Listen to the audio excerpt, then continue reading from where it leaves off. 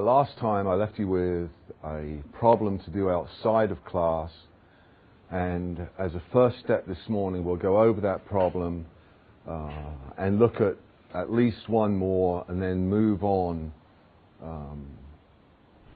with hypothesis testing into a different context, a context that's distinguished from the one we're dealing with at the moment in that we will not be dealing with large samples but with small samples.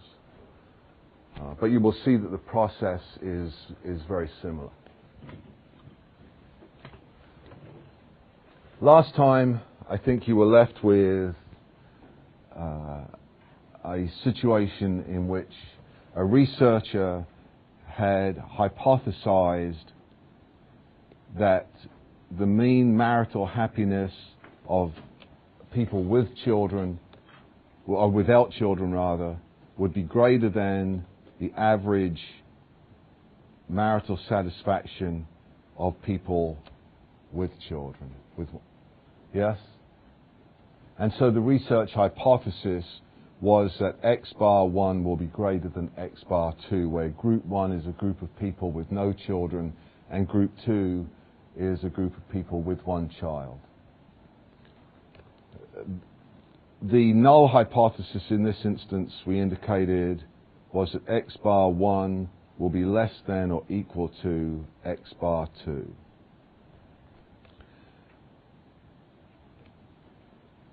The critical piece of information to be drawn from this issue is drawn from the research hypothesis. And the critical information is to determine whether the test that you're going to run should be one-tailed or two-tailed. In this instance, is the appropriate test one-tailed or two-tailed? The appropriate test is one-tailed, because the researcher is hypothesizing not simply that the two groups will differ, but that they will differ in a particular direction. That is, the researcher is predicting positive difference between X bar 1 and X bar 2. So that the researcher is not obligated to test for negative difference between those two groups. So the test should be one-tailed. That is, when we go to the sampling distribution of sample mean differences, this is the negative end of the distribution, this is the positive end. Because we're obligated to test only for positive differences, all of the alpha can be deployed at one end of the distribution. The second piece of information that we required was the level of alpha, which, as I've indicated several times previously, is determined by the researcher. Or, I've added parenthetically, the reader of the research. But certainly in the context of the study itself as it's run, alpha is decided by the researcher, and we decided that alpha was equal to 0.01. We also discovered that sample size was large. There were 108 people in one group and 102 people in the other group. So sample size is large, so that the appropriate test here is a Z test. And that's what we conducted last time, was a Z test.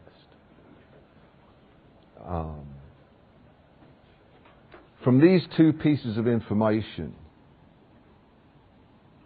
you can derive the critical value of Z.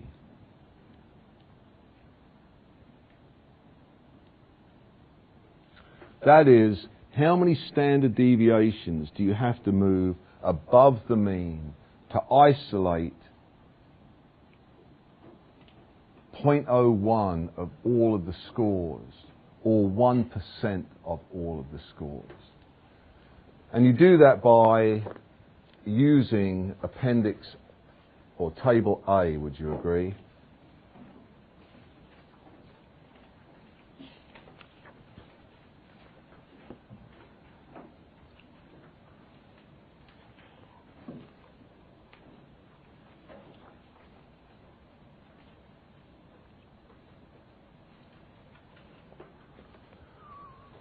Let me ask you, what is the critical value of Z?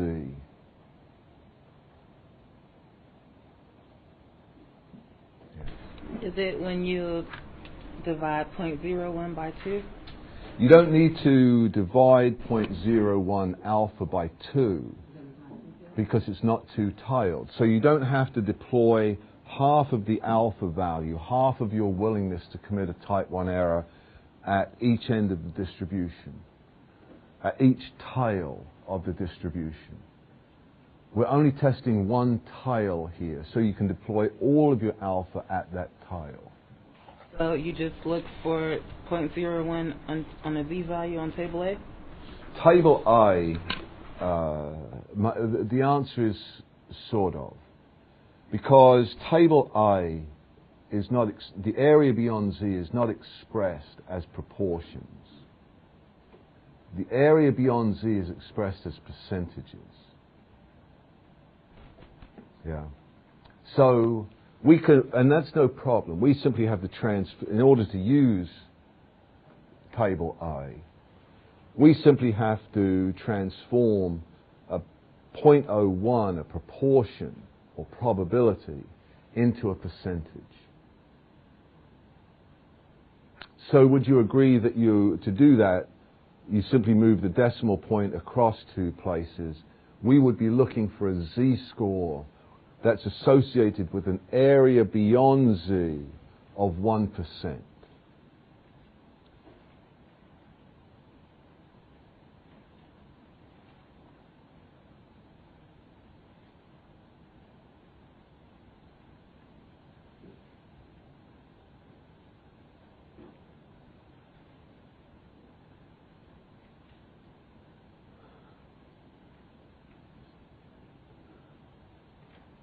Why do I get the sense that not everybody did this outside of class?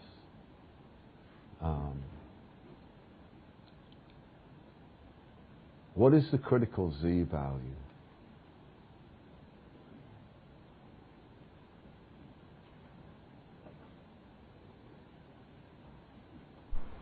$2.32. Let me see, 2.32.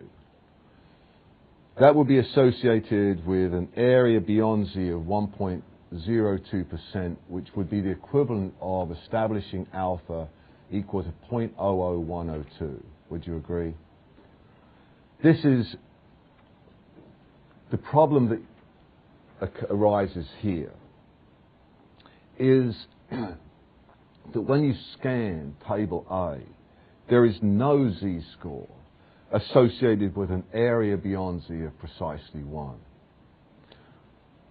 And if we're going to simply rely on Table A, then you have to choose between the Z-score that's associated with 1.02 and the Z-score that's associated with 0.99.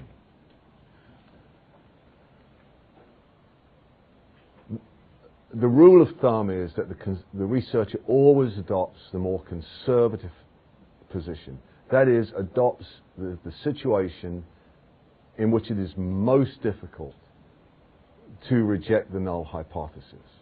So if we rely on table A rather than some expanded version of table A that fills in all the missing values, we would select as the critical value plus 2.33. Yes. Where's your find it on the table? Like, what numbers you look under? Let me just write it down first. Critical value of Z equals plus 2.33. And let me just say, if alpha is 0.01 and you're conducting a Z test, the critical value is always 2.33. If you're testing for positive difference, it will be plus 2.33. If you're testing for negative difference, it will be negative 2.33. Absolutely. See, this is not a matter of having to routinely hunt through table A. All you need are four values. All you need are four values. No, all you need are four values. Those values are knowing whether alpha is 0.01 or 0.05, and whether the test is one or two-tailed. We know that if alpha is 0.05 and the test is two-tailed, the critical value of alpha is plus and minus 1.96. We did that last time. We now know that if alpha is 0.01 and you conduct a two-tailed test, the critical value of alpha is plus or minus 2.33. You simply have to learn the values that are in the two remaining quadrants. And we will do this. This will be so straightforward, you'll say to yourself, my God, thank goodness I have something to talk about my parents with the next time I see them. You'll probably make up some sample questions for them when they. I hope they take you out. I hope you take them out to dinner, because you're the ones with all the money. So there's yes. I didn't know whether I'd answered the question over here. Yes. Can you press for posterity? That should be our motto in here. Press for posterity. What I don't get is 0.01 the z-score that we're looking up, because the area beyond z the z-score associated with the area beyond z of 2.33 is not 0.01, so I'm not getting it. Okay. I think that was the same question here.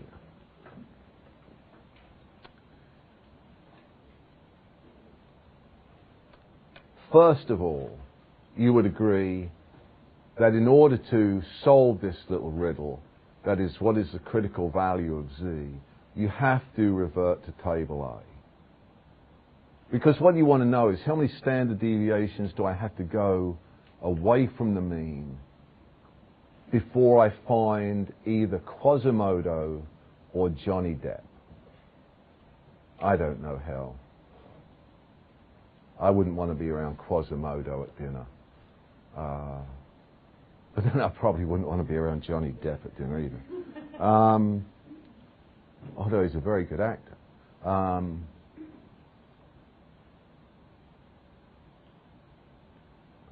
sorry, momentarily I'm going off on a tangent in my own head. You know that the area beyond Z in table A is expressed in percentages. If we express 0.01 as a percentage, it's 1.0%. Is everybody with me? Is there anybody who isn't with me? Is there anybody who isn't with me who wants to be with me? Okay.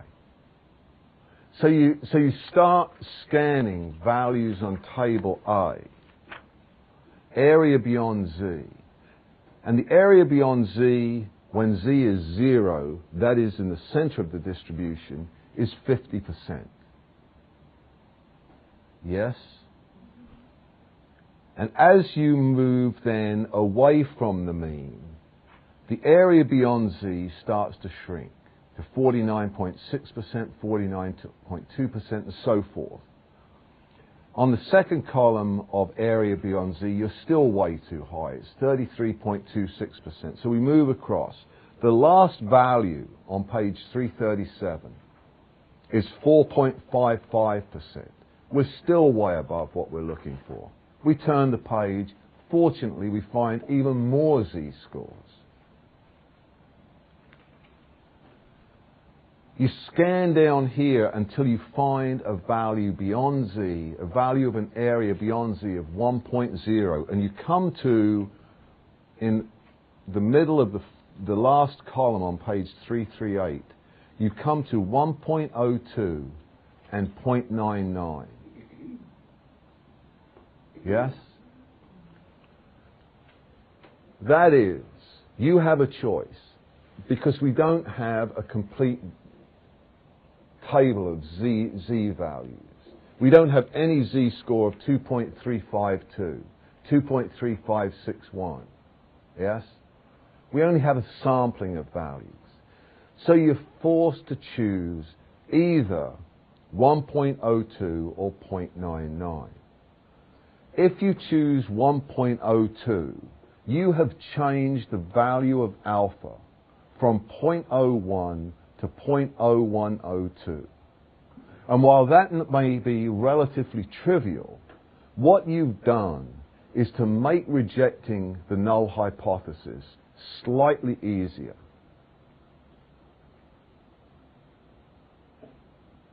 Yes? That is, you've increased slightly the likelihood of committing a type 1 error. So that instead of selecting 2.32, you select 2.33, which effectively establishes alpha not at 0.01, but at 0.0099. You've made rejecting the null hypothesis slightly more difficult.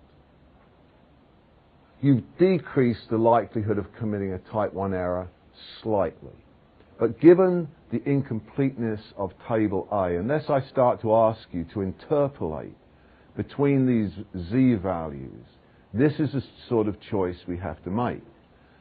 But you don't have to make it habitually, because as I've indicated, there are only 4 values in which you have an interest. So if the test is one-tailed, if alpha is 0.01, the critical value of z is plus or minus 2.33.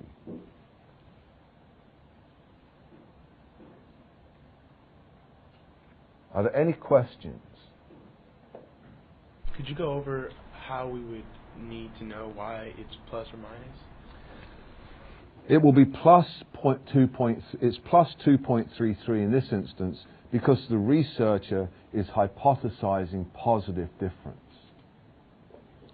If the researcher were hypothesizing negative difference, that x bar 1 will be less than x bar 2, then the critical value of z would be negative.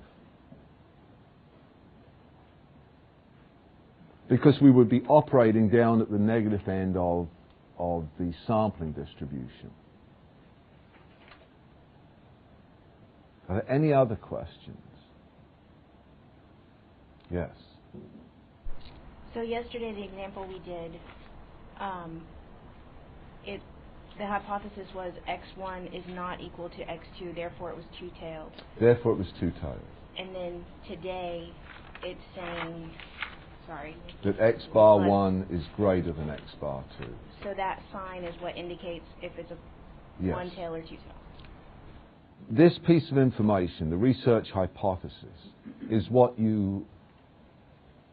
tells you whether the test should be one-tailed or two-tailed. if the research hypothesis is simply one of difference, then the test should be two-tailed. Because you have to test for positive difference and you have to test for negative difference. So you deploy half of the alpha value at the positive end of the distribution to test for positive differences, and the other half at the negative end to test for negative differences. If, however, the research hypothesis is not simply one of difference, but difference in a specific direction, then the test should be one-tailed.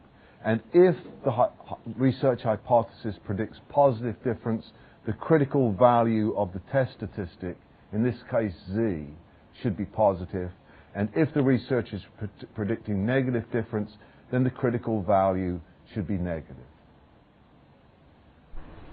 Are we more likely to face problems with one group with one set of standard deviation, mean and weighted mean, or with two groups?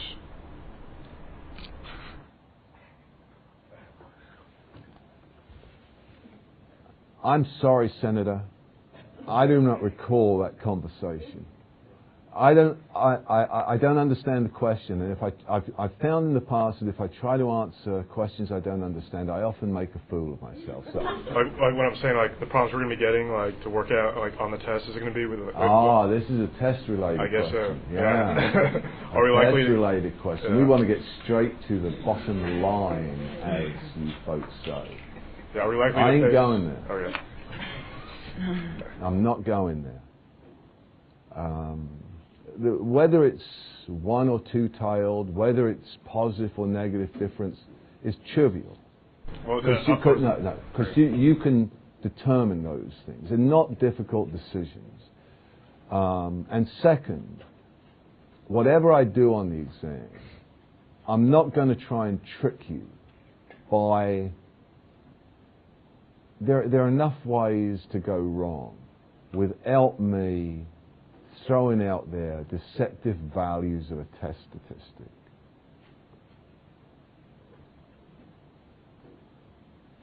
This is one half of the process of hypothesis testing. You've now decided the critical value of Z. All you have to do now, or let me say, the second step, is to determine the observed value of Z.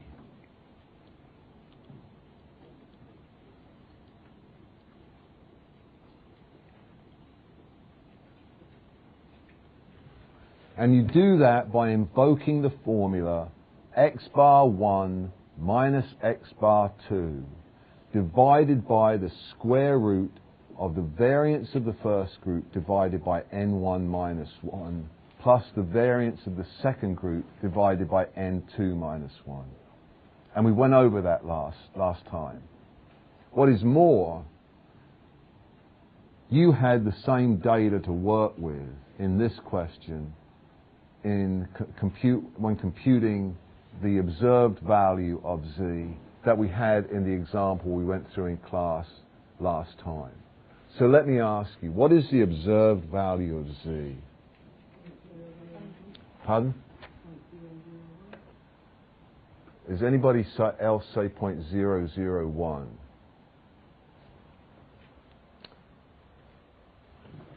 What does somebody else say? 2.46. Does anybody say 2.46? You said 3.36? 3.46. Now I've got it right, I think. Did anybody else say 3.46?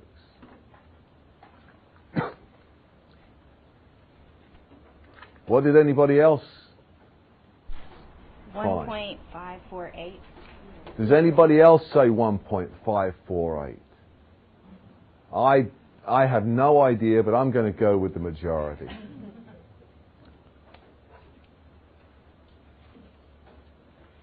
Whatever it was that we worked out last time as the observed value will be the observed value here because I gave you precisely the same data regarding mean marital satisfactions and the standard deviations and so on. So the observed value of z is 1 plus 1.548. That is, the observed difference is somewhere in here.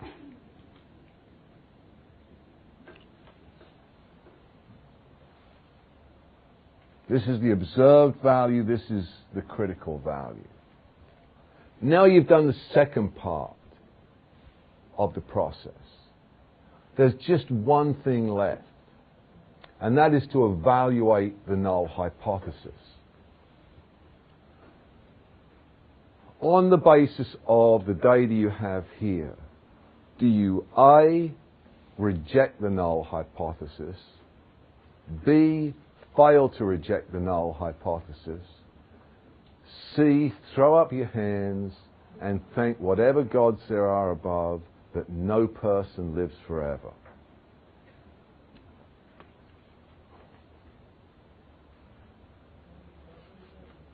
Pardon?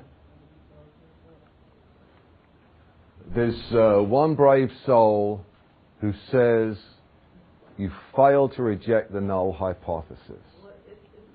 No, I don't. No. It's a very simple issue. It's a binary choice. You fail to reject or you reject. Would we turn If you fail to reject or you reject. I feel like I'm in My Cousin Vinny. If the next words out of your mouth are not guilty or not guilty, you will be in contempt of court. I think I get the picture. No, you don't. You're now in contempt of court. Do you reject the null hypothesis or do you fail to reject the null hypothesis? All those who say you fail to reject the null hypothesis. All those who say you reject the null hypothesis. All those who are falling on their knees and thanking whatever gods there are above that this course doesn't go on forever.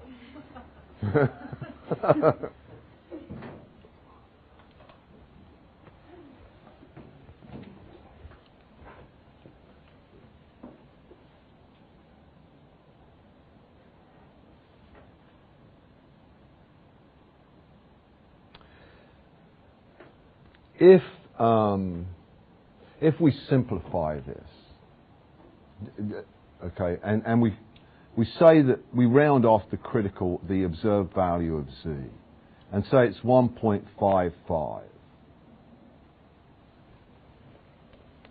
What is the likelihood of committing a type 1 error if you reject the null hypothesis?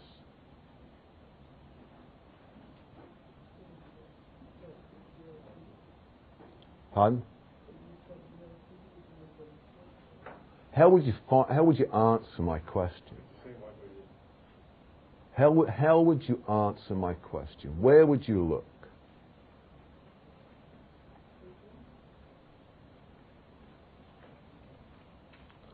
Why don't we try Table A? Because Table A will tell us what proportion of all scores are beyond an observed value of 1.55. So we'll go down to 1.55. It says area beyond Z, 6.06%, which is in proportion terms, is the equivalent of 0.06, what was it? 1.55, 0.0606%. 0.0606. Would you agree? 6.06% is 0.0606 expressed as a proportion. So if we reject the null hypothesis with an observed value of Z of, let's say, 1.55, What is the likelihood of committing a type 1 error?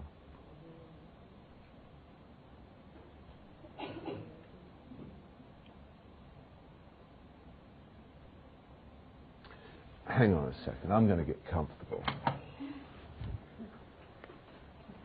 Because I think I'm going to take a nap right now.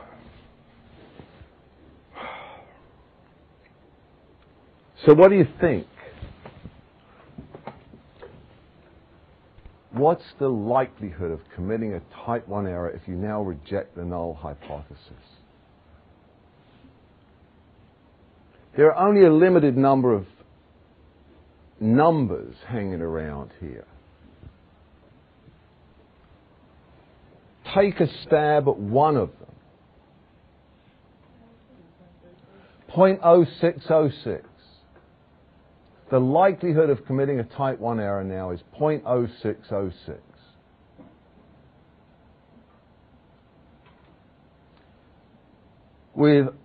If z is plus 2.33, the likelihood of committing a type 1 error is 0.0099, essentially 0.01. If you reject the null hypothesis on this basis, there is a 6.06% chance that you will be committing a type 1 error. When you established alpha at 0.01, you indicated that you were willing to take a 1% chance of committing a type 1 error. So do you reject the null hypothesis or do you fail to reject the null hypothesis? You fail to reject the null hypothesis because the likelihood of committing a type 1 error, 0.0606, exceeds your willingness to commit a type 1 error, which was 0.01.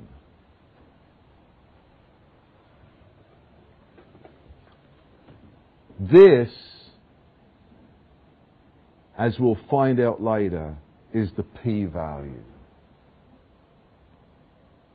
If you were to conduct this analysis, or if you were to read of this analysis, the researcher would talk about having conducted a z-test, and the observed value of z was 1.548, and it would say parentheses p, it would probably read greater than 0.06.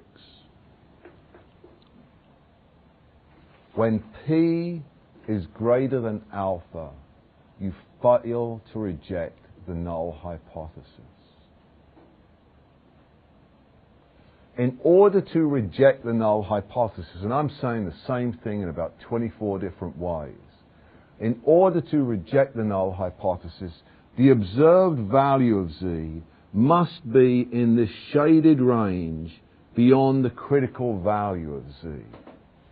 Anything in this area would be reason to fail to reject the null hypothesis.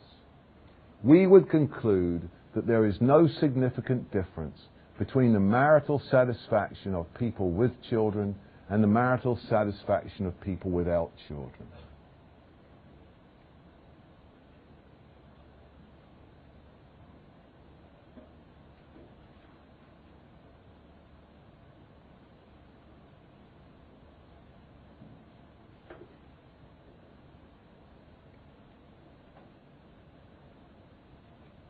Magic. It's magic. You've looked at 210 people here, and you've made a decision not simply about the 210 people, you made a decision about, a conclusion about all people, on the one hand with children, and on the other hand without children. And you've concluded that there is no significant difference in marital satisfaction, the marital satisfaction experienced by those two groups. That is, children appear to make no difference to marital satisfaction, which of course is a lie.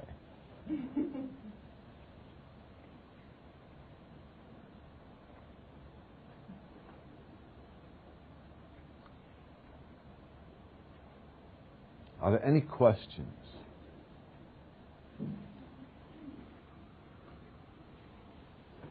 I'm a little bit confused with like the definition of the null hypothesis connected to the regular hypothesis. The null hypothesis is simply, and I go not because of the question, but because I know that different people will answer this question in different ways. The null hypothesis, I will say, is everything that the research hypothesis is not. So that when the researcher hypothesizes difference, then the null hypothesis is of no difference. If a researcher predicts positive difference, then the null hypothesis is either negative difference or equality. Negative difference or no difference. And of course, if the researcher predicts negative difference, then the null hypothesis is positive difference or no difference.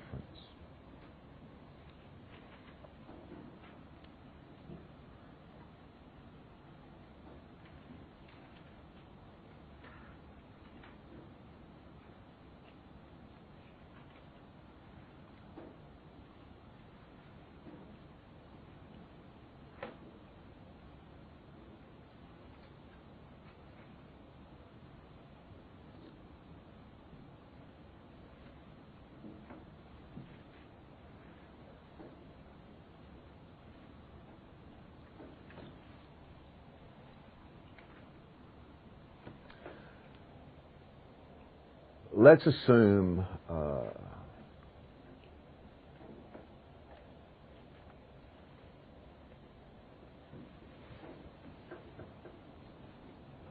that a researcher hypothesizes that males in an organization earn more than females performing equivalent tasks in the organization.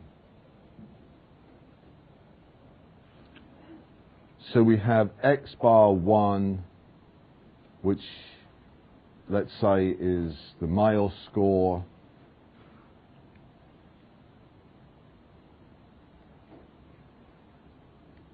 and X bar 2, which is the female score.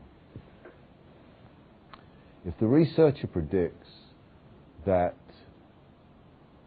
males in an organization earn more than females in that same organization performing equivalent tasks, what is the predicted relationship between the average income of males and the average income of females? You got three choices: greater than, equal to, less than. Pardon? Actually got three choices: greater than, different from, less than. Isn't this the predictive relationship between the male score and the female score? The researcher has argued that males in an organization earn significantly more than females performing equivalent tasks in that organization. Yes?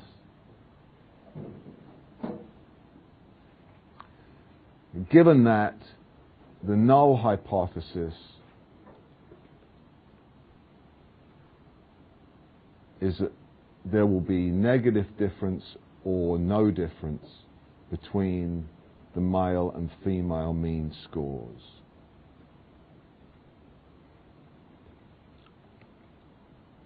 So should the test be one-tailed or two-tailed? And if anybody even thinks two-tailed, I'm going to come in the middle of the night, I'm going to visit you in the middle of the night, and I'm going to put a bat in your wardrobe or your closet, shower. The test should be one-tailed, yes? The test should be one-tailed because the researcher has not simply argued difference, but difference in a particular direction. So the test is to be one-tailed. Let us suppose that alpha is set at 0.05. What is the critical value of Z?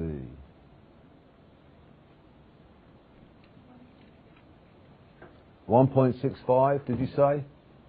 Let's take a, as you say, let's take a shufti. Let's take a gander.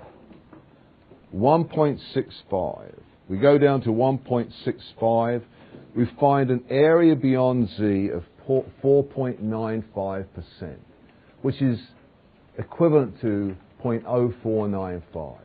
Our only other choice here is 1.64, which would be equivalent to setting alpha equal to 0.505. By the logic that we've been through this morning, we would select the more conservative position, that is, the more conservative value. That is, the value that makes rejecting the null hypothesis more difficult. So we would select the critical value as, in this case, plus 1.65. So you now know 3 of the possible 4 values, critical values of Z, that you will need. Yeah, we've gone through. We want plus and minus 1.96.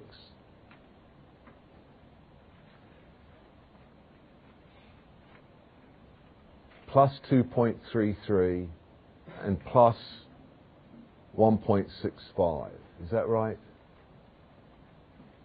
What would be the, just so we complete this, what would be the critical value of Z if the test were two-tailed and alpha was 0.01?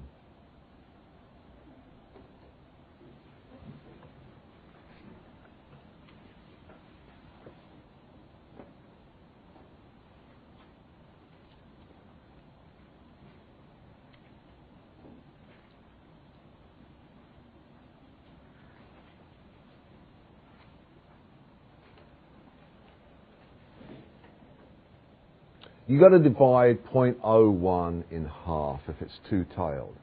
So you're looking for an area beyond Z of 0.005. Expressed as a percentage, that's 0.5. So you scan down the column C's and you come across 0.51 and 0.49 on page 339. You adopt the more conservative position so that the critical value of Z under that, when the test is two-tailed and alpha is 0.01, is 2.58.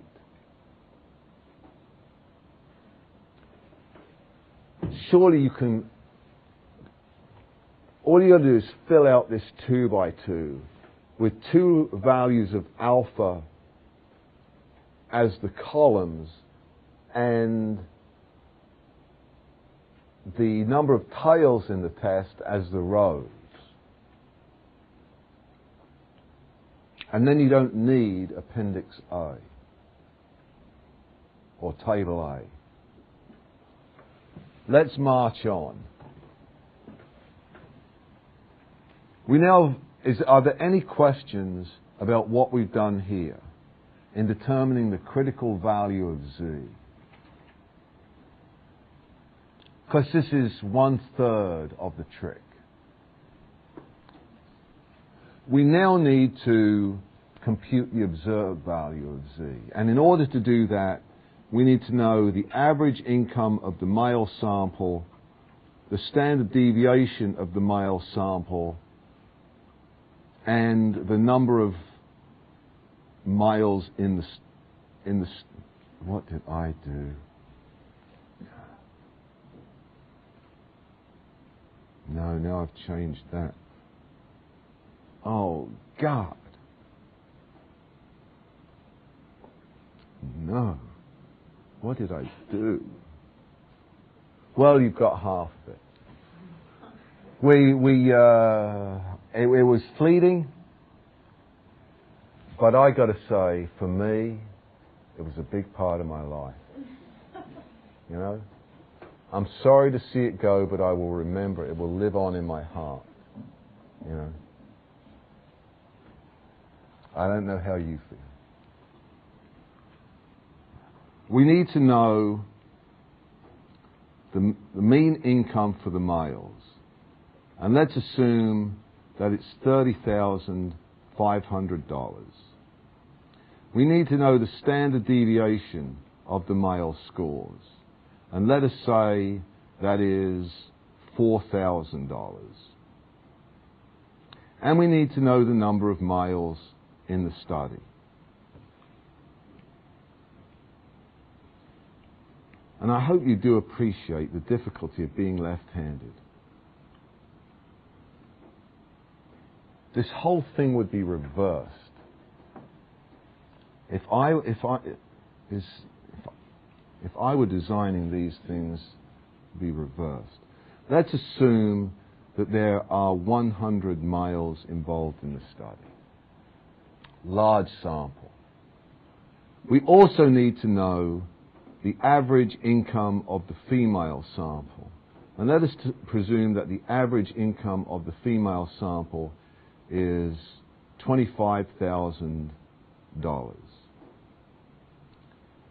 Let us assume that the standard deviation of the female scores, income scores, is $2,800. And let's assume that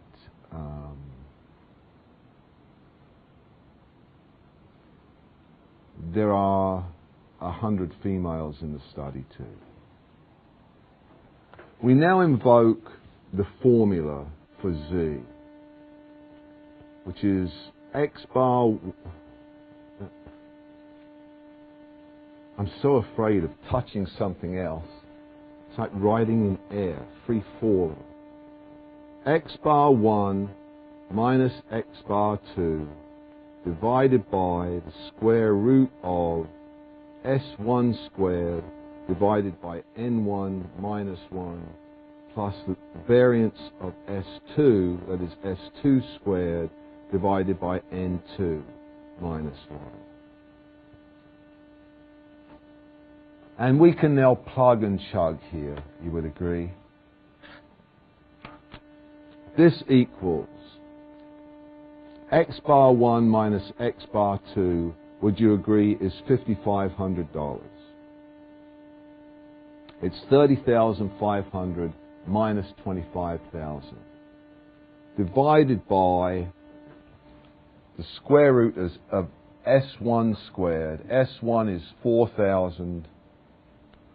4,000 squared is some really big number. Divided by N1 minus 1, which is 99, plus S2 squared, which is 2,800 squared, divided by 99, which is another big number. And that equals an even bigger number. Right. And if you take the, then you've got to take the square root of that huge number. And you find it's a pretty big number still. I get, let's say, it's 4,009.9. Let's say 4,010.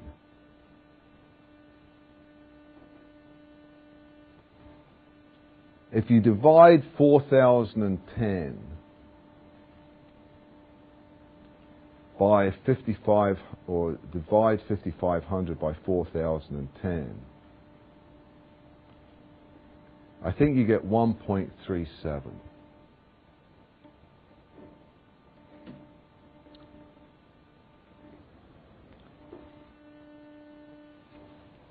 This is the observed value of Z.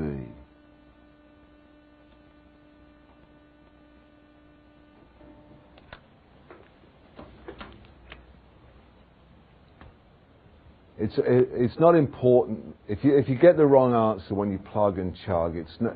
That's relatively trivial at this point. What's important at this point, much more important, is you understand the process. We'll get the plugging and the chugging of the numbers by just doing it repetitively. But at this point, you should understand and have accomplished two things. One is determination of the critical value of Z. And in order to do that, you need two pieces of information.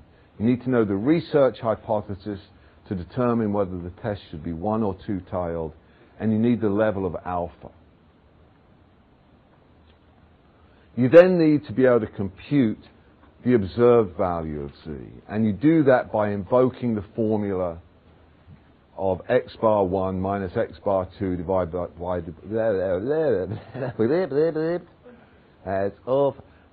divided by the square root of whatever it is. And we've done that. There's only one thing left to do, and that is to evaluate the null hypothesis. Given the evidence that you have, would you A, fail to reject the null hypothesis, or B, reject the null hypothesis?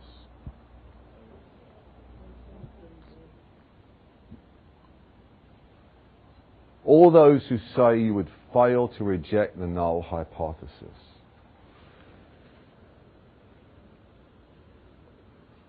All those who say you would reject the null hypothesis.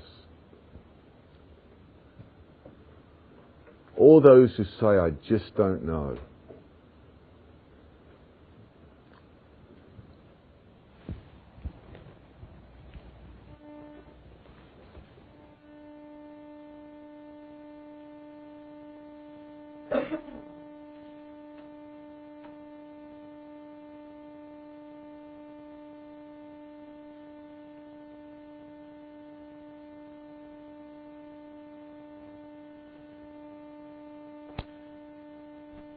The critical value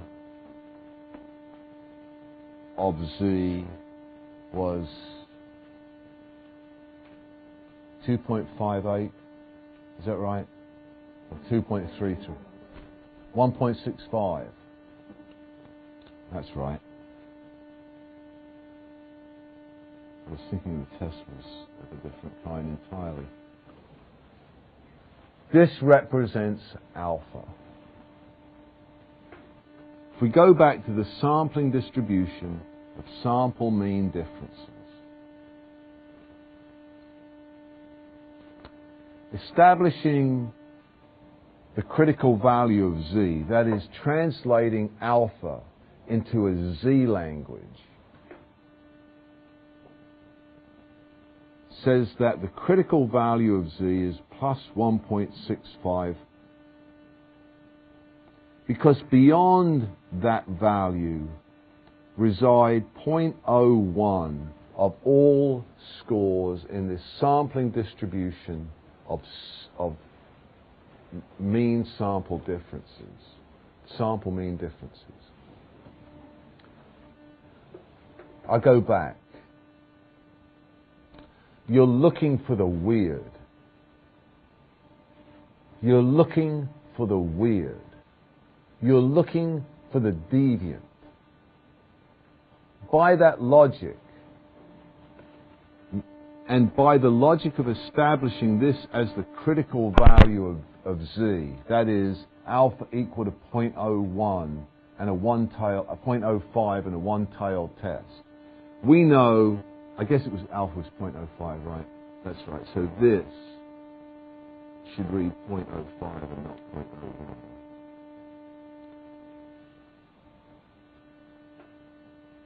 You have made the decision rule that in order to reject the null hypothesis, I must be at least 95% confident that it is false. Another way of saying that, as it relates to this sampling distribution, is to say I will only reject the null hypothesis if the observed value of Z is somewhere up in this shaded region. That is greater than plus 1.65. And it ain't. It's somewhere down here.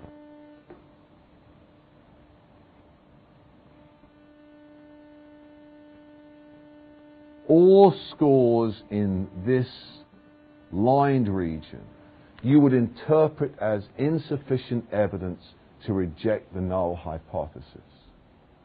So in this example, you would once again fail to reject the null hypothesis. That is, you would conclude that there was no significant difference between the average income of males and females performing equivalent tasks in that particular organization.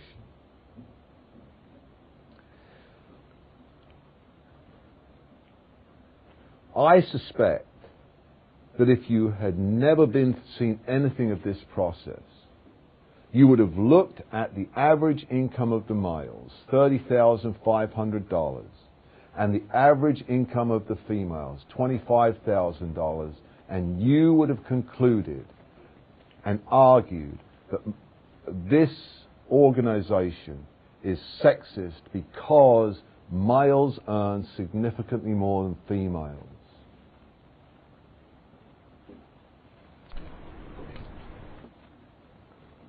You can't just look at mean scores.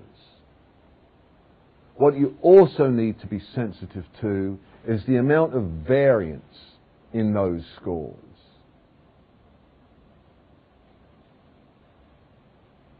That's obviously an inherent feature of hypothesis testing when conducting a z-test, because it's in the computation of the observed value of z, S1 squared and S2 squared, the variance of each of the groups. And it's the reason why in this instance we concluded that despite a $5,500 difference in the two mean scores, there was no significant difference between the average earnings of the two groups. The last part of that discussion is less important than the first part. This process, no matter how complex we get in our hypothesis testing this semester, is always a three-part process. One is determining the critical value of the test statistic, in this case z. And you need to then determine whether the test is one-tailed or two-tailed. And second, you need to know the level of alpha. The second part of the trick, it's not really a trick, the second part of the process is to compute using some formula that you'll be given, not on the exam. You're going to have to memorize these formulas. But you'll simply invoke some formula that will allow you to compute the observed value of the test statistic. And the third part of the process is the comparison of those two scores in such a way that it allows you to validly interpret or evaluate the null hypothesis.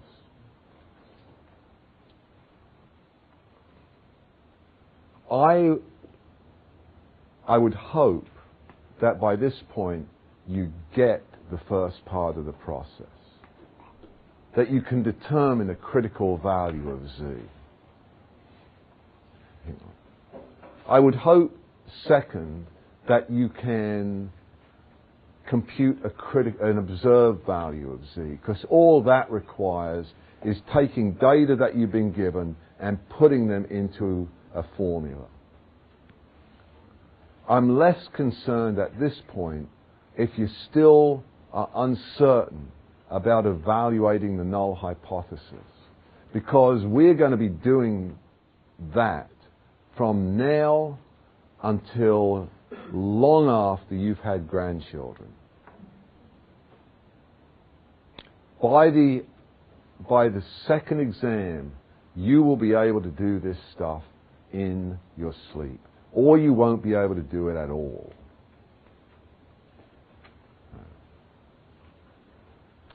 There were some questions. Part 1. Are there any other questions? Well, this is just, as a way to remember it, dating back to like p-value. So since your alpha represents your critical value, just remember that rule. Just always remember that rule when you're, how's it go? When your p-value is less than alpha, you just reject, and when it's greater, you fail to reject, right? That applies to the observed values? Okay. Yeah, one could also say when the absolute value of the critical score exceeds the absolute value of the observed score, you fail to reject. Yes. In the last example, we turned the observed value of Z into, like, we went to table A, but in this example, we didn't do that. Yeah, because I'm introducing some ideas to you along the way that will be more important in the future than they are right now. This P and alpha thing will become much more important in the future because at some point we're going to get away from the computation. All we're going to be doing is interpretation. So I'm just introducing some of these ideas along the way. The critical issues here are a critical value, an observed value, and then interpreting the null hypothesis. In terms of the first part, that is determining a critical value of the test statistic, here's Z, you need to know whether the test is one or two-tailed. That determination is based on the research hypothesis. If the researcher predicts that two groups will simply be different to one another, then it's two-tailed. If the researcher predicts difference and direction, it's one-tailed. The second thing you need to know is the level of alpha.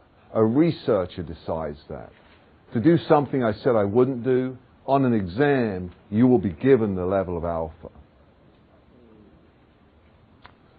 You then have to go to Appendix A or Table A, but actually you don't have to go to Table A because in Z-test there are only 4 scores that ever come up.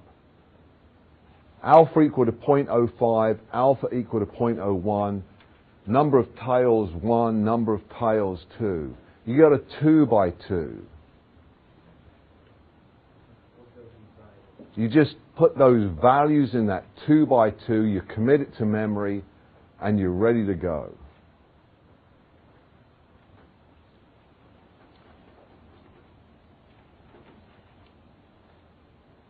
Are there any other questions?